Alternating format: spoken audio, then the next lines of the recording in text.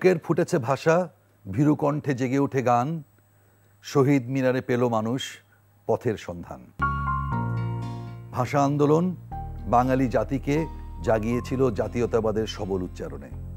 তাই তো এখনো বাঙালি প্রতিবাদের ভূমি হিসেবে ফিরে যায় শহীদ মিনারে। কারণ ভাষা আন্দোলনের পথ ধরেই আমাদের আজকের এই বাংলাদেশ। প্রিয় বন্ধুরা, তোমরা নিশ্চয়ই জানো ভাষার মাসে বিগত 2 বছর ধরে প্রচারিত হচ্ছে এই বর্ণমালার সাথে অনুষ্ঠানটি। এটি বাংলা ভাষা ভিত্তিক একটি প্রতিযোগিতামূলক অনুষ্ঠান। এতে অংশ নিয়ে থাকে মাধ্যমিক পর্যায়ের শিক্ষার্থীরা। এখন বসেছে এর 3য় আসর। এই আসরে তোমাদের সাথে আছি আমি আব্দুল্লাহ জাফর। আজকের এই পর্বে আমার সাথে আছে 4 জন প্রতিযোগী এবং 2 জন অতিথি। শুরু করছি ঋণ বর্ণমালার সাথে 3য় আসরের 5ম পর্ব। ঋণ পাওয়ার ব্রাইট নিবেদিত এই অনুষ্ঠানটি প্রচারিত হচ্ছে 1 ফেব্রুয়ারি থেকে, চলবে 21 ফেব্রুয়ারি পর্যন্ত, প্রতিদিন এই সময়। আমার সাথে আজকে যারা আছেন শুরুতেই তাদের সাথে পরিচিত হই, বিশেষ করে যারা প্রতিযোগী। আমার ডানে রয়েছে, আমার নাম মোহাম্মদ তাহমিদ হোসেন, আমার স্কুলের নাম সেন্ট জোসেফ উচ্চ মাধ্যমিক বিদ্যালয়। সৈয়দা ফাহরিয়া তাসমিম, আমার বিদ্যালয় ধানমন্ডি সরকারি বালিকা উচ্চ বিদ্যালয়। আমার নাম সুদীপ্ত হালদার, আমার স্কুলের নাম এসওএস হারমান মিনার কলেজ। রিয়াশা সামিহা অর্পা, আমার স্কুলের নাম ভিকারুন্নিসা নুন স্কুল অ্যান্ড কলেজ। ধন্যবাদ। তোমাদের সবাইকে স্বাগত জানাচ্ছি এই প্রতিযোগিতায়।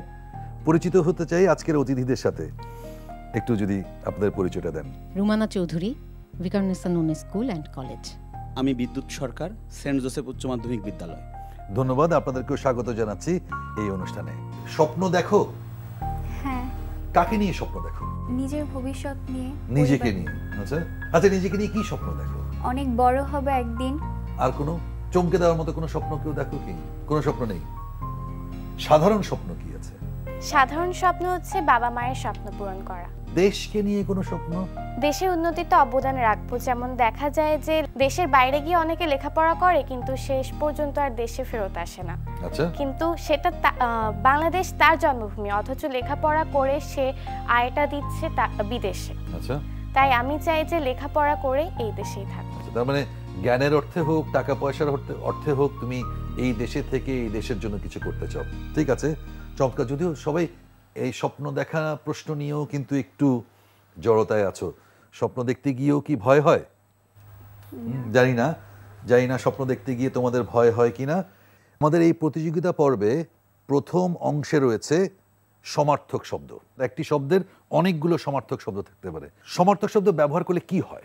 লেখাটা আরো সুন্দর হয়। ঠিক আছে, দেখা যাক তোমাদের সমার্থক শব্দের ভান্ডার কতখানি সমৃদ্ধ এই পর্বে তা বোঝা যাবে।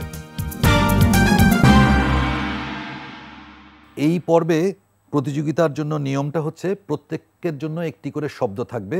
তোমাদেরকে ওই শব্দটির সমার্থক শব্দ বলতে হবে। সর্বোচ্চ 5টি সমার্থক শব্দ বলা যাবে 10 সেকেন্ড সময়ের মধ্যে। যদি সঠিকভাবে 5টির জবাব দিতে পারো তাহলে 5 নম্বর পাবে। যদি জবাব দিতে না পারো তাহলে যে কটি শুদ্ধ হবে সেই কটির জন্য তত মার্ক পাবে। কোনো ভুল উত্তরের জন্য মার্ক কাটা যাবে না, জবাব দিতে না পারার জন্য মার্ক কাটা যাবে না। শুরু করছি সমার্থক পর্ব। প্রথমেই আসছি রিয়াসা সামিহা অর্পা, তোমার কাছে। তোমার জন্য শব্দ কথা। এর সমার্থক শব্দ বলতে হবে 10 সেকেন্ডের ভেতরে। বুলি, বাক্য। তোমার সময় শেষ। তুমি 2টি সমার্থক শব্দ বলেছো, 2টি সঠিক হয়েছে। আর কেউ কি বলতে পারো কয়েকটা? বলতো। হ্যাঁ, বাক, বচন, বচন, উক্তি, ভাষণ, বিবৃতি। ঠিক আছে, আমরা যেতে চাই দ্বিতীয় প্রতিযোগীর কাছে। সুদীপ্ত হালদার, তোমার জন্য শব্দ ঈর্ষা, হিংসা, দেশ, বিদ্বেষ, পরশ্রীকাতরতা। তোমার সময় শেষ। তুমি জবাব দিয়েছো 4টে। আরেকটা বলতে পারলে তোমার 5 নাম্বার পূর্ণ হতো। তোমাকে অভিনন্দন। আমরা যাচ্ছি এরপরে ফাহরিয়া তাসমিমের কাছে। তাসমিম, তোমার জন্য প্রশ্ন। তোমার শব্দটি হচ্ছে ঘোড়া। অশ্ব,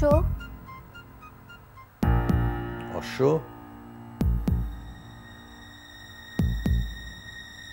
তোমার সময় শেষ। তুমি চেষ্টা করেছিলে, একটি বলেছো, একটি শুদ্ধ হয়েছে। আর কি হতে পারে? ঘোড়ার, বাজি, আচ্ছা, তুরঙ্গ, তুরগ, ঘটক। ঠিক আছে, আমরা এবার যাচ্ছি চতুর্থ প্রতিযোগী তাহমিদ হোসেনের কাছে।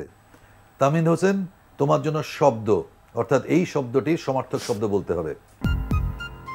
জ্যোৎস্না,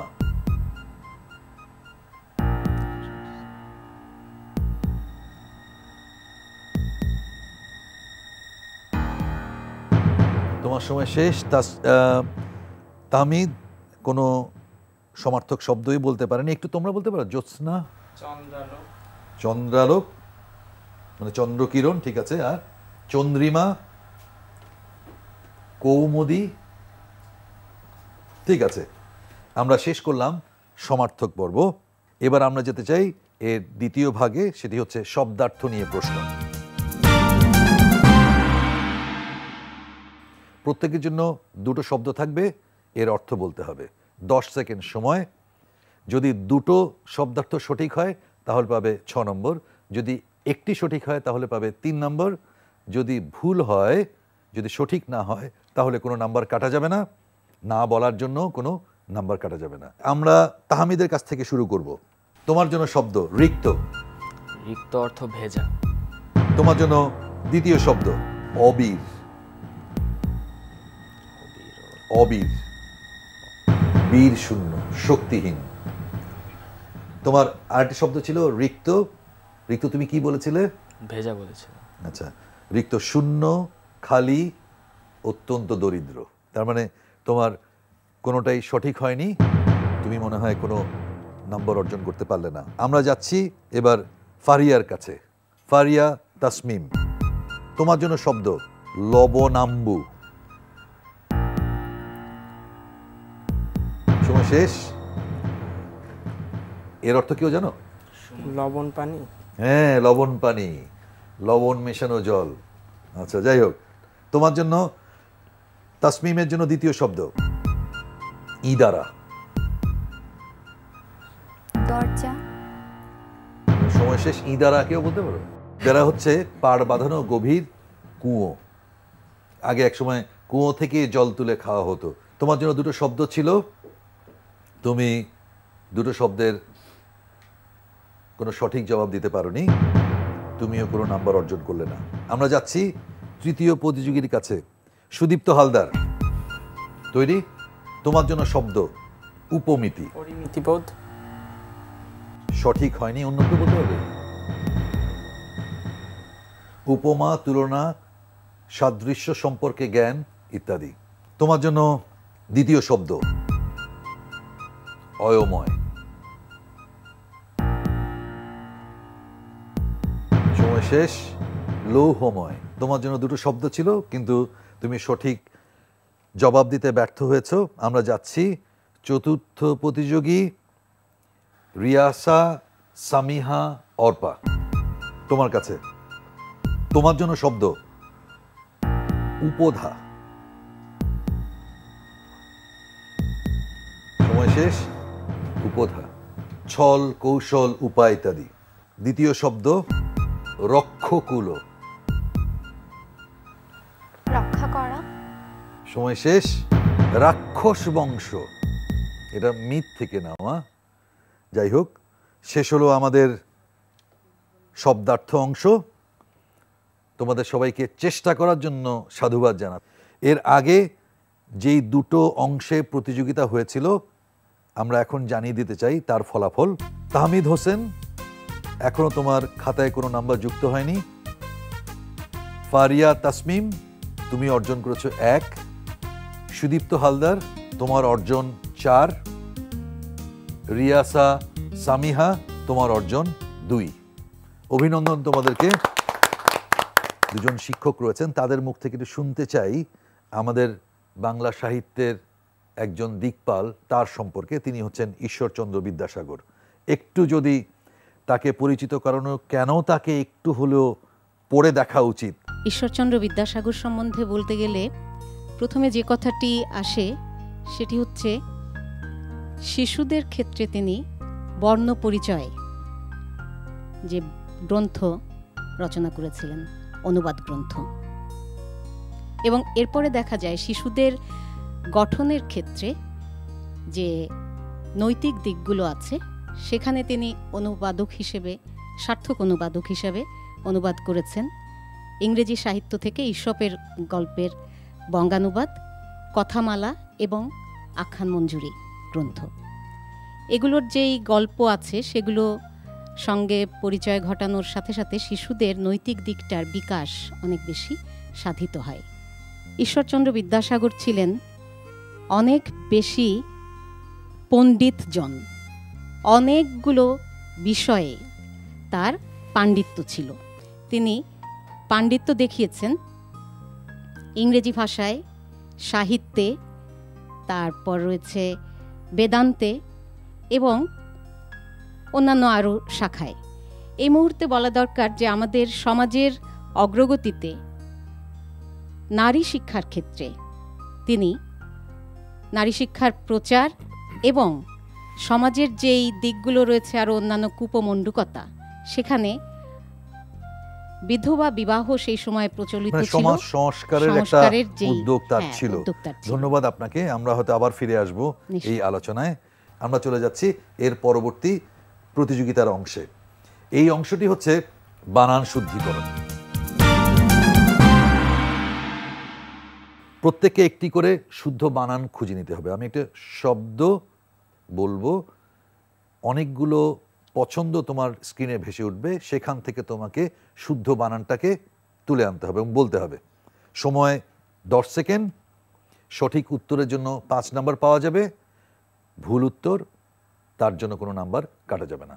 আমরা প্রথমে যাব রিয়াসা সামিহা অর্পার কাছে। তোমার জন্য প্রথম শব্দ কাচারি। ক, খ অথবা গ, কোনটি? ক। ক বানান করবে?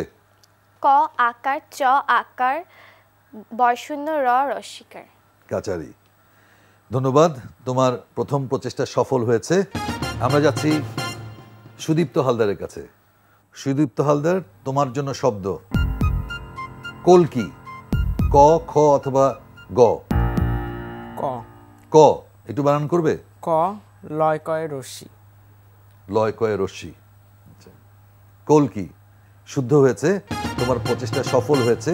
আমরা যাচ্ছি তৃতীয় প্রতিযোগীর কাছে, ফারিয়া তাসমিম। তোমার জন্য শব্দ কাঙালি। ক, খ অথবা গ, যে কোনো একটি তোমাকে পছন্দ করতে হবে। গ। গ বানান করবে?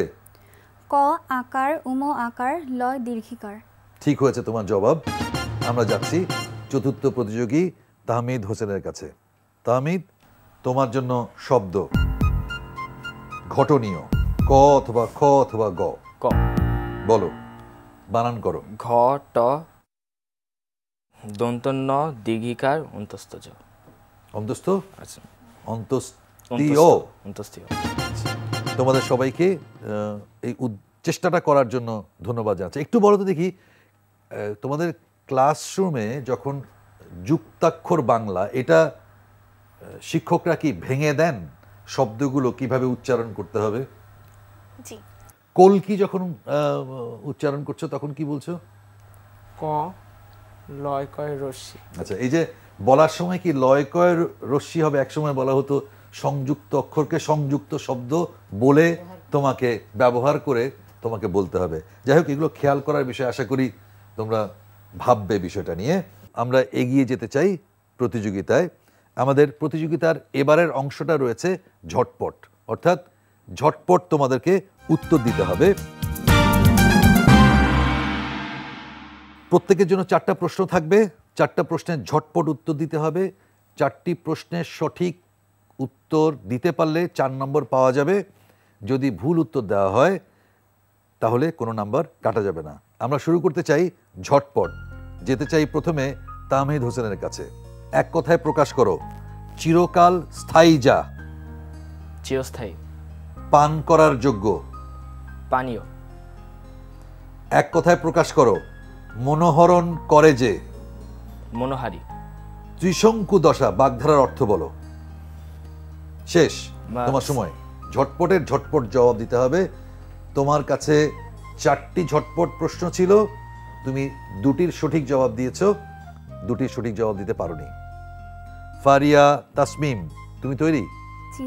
আচ্ছা, এক কথায় প্রকাশ করো, কষ্টে জয় করা যায় যা। এক কথায় প্রকাশ করো, পান করার ইচ্ছা। পিপাসা। তৃতীয় প্রশ্ন, এক কথায় প্রকাশ করো, মাটি ভেদ করে উঠে যা।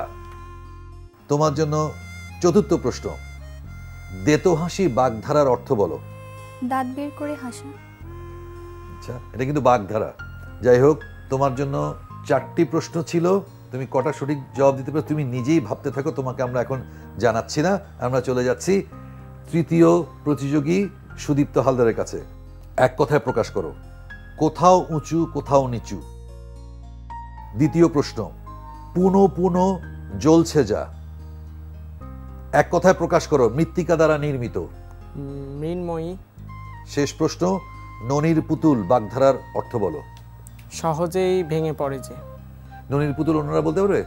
কাজ করতে চায় না, অলস। অপদার্থ। আমরা চলে আসি চতুর্থ প্রতিযোগীর কাছে, রিয়াসা, সামিহা, অর্পা। এক কথায় প্রকাশ করো, ফল পাকলে যে গাছ মরে যায়। ঔষধি। এক কথায় প্রকাশ করো, প্রমাণ করা যায় না যা। তোমার জন্য তৃতীয় প্রশ্ন, এক কথায় প্রকাশ করো, বুকে হেঁটে গমন করে যা। চতুর্থ প্রশ্ন, আউলিয়া চাঁদ বাগধারার অর্থ বলো।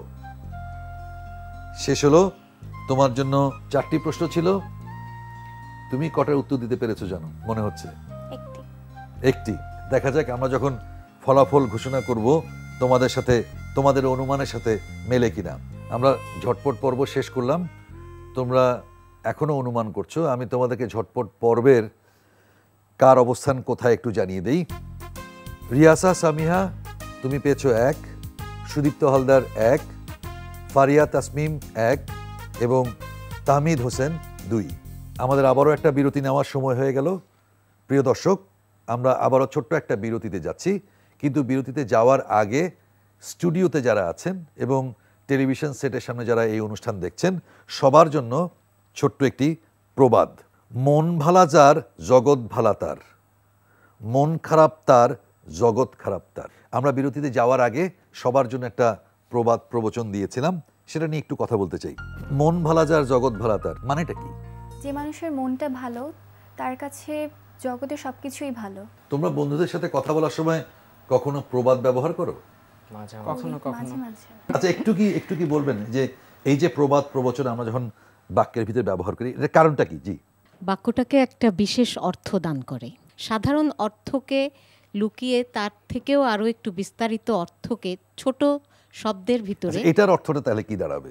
আমরা ওই যে বলি না যে আপ ভালো তো জগৎ ভালো, একই কথা। আচ্ছা, নিজে ভালো আর এটা মনের কথা বলছে। তোমার আজকে মন ভালো, তোমার সবকিছুই ভালো লাগছে। ভালো লাগছে। ধন্যবাদ। আমরা আমাদের আরেকজন অতিথির কাছে যেতে চাই বিদ্যাসাগর নিয়ে কিছু কথা শোনার জন্য। ঈশ্বরচন্দ্র বিদ্যাসাগর, আমরা বাংলা গদ্যের জনক বা বাংলা সাহিত্যে তিনি প্রথম সার্থকভাবে বিরাম চিহ্নের ব্যবহার করেছেন এবং তার দেখানো পথেই বর্তমানে যে বাংলা ভাষা সেটা আজ এই পর্যায়ে এসে পৌঁছেছে। আমরা গদ্যের জনক বলি বা বিরাম চিহ্নে তিনি প্রবর্তন করেছেন, কিন্তু তার চেয়ে বড় মনে হয় আমার কাছে যে উনি ওই সমাজের প্রেক্ষাপটে, অর্থাৎ 19 শতকের সমাজের প্রেক্ষাপটে একটা পরাধীন ভারতবর্ষে দাঁড়িয়ে একটা পিছিয়ে পড়া জাতিকে সামনে নেওয়ার জন্য যে আপ্রাণ চেষ্টা করে গেছেন। আমরা তার যে প্রথম চাকরির বেতন ছিল হচ্ছে 50 টাকা, সেই 50 টাকা তিনি 20 টাকা নিজের জন্য রাখতেন, আর বাকি 30 টাকা তিনি খরচ করতেন। তার 2 ভাই ছিল এবং আরও 9 জন, অর্থাৎ মোট 11 জনের ব্যয়ভার তিনি বহন করতেন। এই যে একটা বড় মন তার, যে হ্যাঁ আমার তো পেট চলে যাচ্ছে, আমি তো জীবনযাপন করতে পারছি, কিন্তু আমার সমাজের যে মানুষকে তাদের তো আমাকে এগিয়ে নিতে হবে, এই একটা বড় মন ছিল। তারপরে সমাজের যে বিরূপ মনোভাব, বাধা বিপত্তি, সেগুলোর চেয়ে তার কাছে তিনি যেটা ভালো বুঝতেন, তিনি যখন দেখেছেন যে বিধবা বিবাহটা প্রচলন কুসংস্কারগুলোর বিরুদ্ধে তাকে দাঁড়াতে হবে এবং এই জন্য তিনি নিজের ছেলেকে বিধবার সঙ্গে বিয়ে দিয়েছেন। ধন্যবাদ আপনাকে। আবারও নতুনভাবে এই প্রজন্মের কাছে ভিন্নভাবে পরিচিত করানোর জন্য ঈশ্বরচন্দ্র বিদ্যাসাগরকে আমরা চলে আসছি আবারও প্রতিযোগিতার অংশে। এইবার প্রতিযোগিতার যে অংশটি তোমাদের জন্য থাকছে সেটি হচ্ছে বুদ্ধির খেলা। এই বুদ্ধির খেলার দুটো অংশ। প্রথম ধাপে আছে শব্দজট, অর্থাৎ শব্দের জট খুলতে হবে। দ্বিতীয় ধাপে আছে ধাঁধা। তোমাদেরকে 4টি শব্দ জটের সমাধান করতে হবে 10 সেকেন্ড সময়ের মধ্যে বেল বাজিয়ে। যে প্রথম বেল বাজাবে তার কাছ থেকে উত্তর জানতে চাওয়া হবে।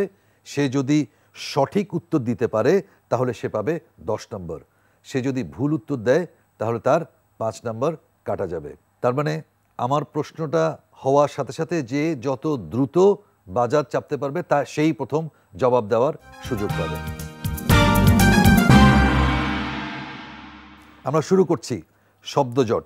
প্রথম শব্দ মছাগা। তাহমিদ হোসেন, তুমি প্রথমে বেল চেপেছো, বলো দেখি। গামছা। গামছা, তোমার উত্তর সঠিক হয়েছে। দ্বিতীয় শব্দ সখালা। অর্পা। খালাস। খালাস, তোমার জবাব সঠিক হয়েছে। তৃতীয় শব্দ লাকিচা। সুদীপ্ত। চালাকি। চালাকি, তোমার জবাব সঠিক হয়েছে। লক্ষগো। অর্পা। সময় শেষ, সময় শেষ। আমরা শেষ করলাম শব্দজট। ফলাফল একটু পরে আসবে। বুদ্ধির খেলার শব্দজট অংশ শেষ হলো। আমরা এবার যেতে চাই ধাঁধার অংশে। 3টে ধাঁধা থাকবে। আবারও বেল বাজিয়ে জানান দিতে হবে। যে আগে বেল বাজাবে তার কাছে জানতে চাওয়া হবে এর সঠিক জবাব। সঠিক জবাব দিতে পারলে 5 নম্বর পাওয়া যাবে, না হলে ভুল বললে 5 নম্বর কাটা যাবে। এই অংশে একটু মজা আছে, সেটি হচ্ছে প্রথম যে বাজার চাপবে সে যদি ভুল উত্তর দেয় তাহলে 3 জনের জন্য একটা সুবর্ণ সুযোগ আসবে। ওই 3 জনের ভিতরে কেউ যদি সঠিক জবাব দিতে পারে সে কিন্তু পেয়ে যাবে 10 নম্বর। আর যদি সেও ভুল উত্তর দেয় তার 5 নম্বর কাটা যাবে। বোঝা গেল? শুরু করছি তাহলে ধাঁধা। প্রথম ধাঁধা। এক গাছ এক বুড়ি, চোখ তার 14 কুড়ি।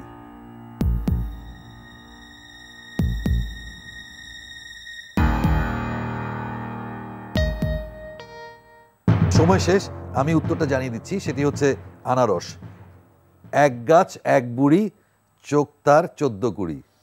চোখ। পরে ধাঁধা যাচ্ছি। এ ঘর যাই ও ঘর যাই, দমদমাইয়া আছাড় খাই।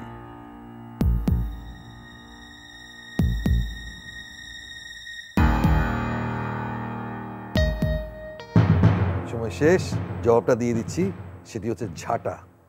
এ ঘর যায় ও ঘর যাই, ঝাঁটা কোথায় কোথায় যায়? আচ্ছা, দমদমাইয়া আছাড় খাই। আমরা যাচ্ছি তৃতীয় ধাঁধা। একটি চিলের 2টি পা, 4 চিলের কটা পা? চার্চিলেরও 2টি পা। কি করে? উইনস্টন চার্চিল ও, একজন মানুষ। ধন্যবাদ, ধন্যবাদ তোমাদেরকে। বুদ্ধির খেলার অংশ শেষ হলো। আমরাও প্রতিযোগিতার একদম শেষ পর্যায়ে চলে এসেছি। এবার তোমাদের জানিয়ে দেওয়া হবে ফলাফল, অর্থাৎ কে কত নম্বর অর্জন করেছো। তোমরা নিশ্চয়ই জানো যে প্রতি পর্ব থেকে 3 জন পরবর্তী ধাপে উত্তীর্ণ হবে। শুরুতেই আসছি রিয়াসা, সামিহা, অর্পা। তুমি সর্বমোট যে নাম্বার অর্জন করেছো সেটা হচ্ছে 13। সুদীপ্ত হালদার, তোমার অর্জন 20 নম্বর। ফাহরিয়া তাসমিম, তোমার অর্জন 7 নম্বর। তাহমিদ হোসেন, তোমার অর্জন 22 নম্বর। তাহলে আমাদের সাথে পরবর্তী ধাপে যারা যাচ্ছে তারা হচ্ছে তাহমিদ হোসেন, সুদীপ্ত হালদার এবং সামিহা, অর্পা। ফারিয়া আমাদের সাথে পরবর্তী ধাপে যেতে পারছে না, তারপরেও তোমাকে অভিনন্দন।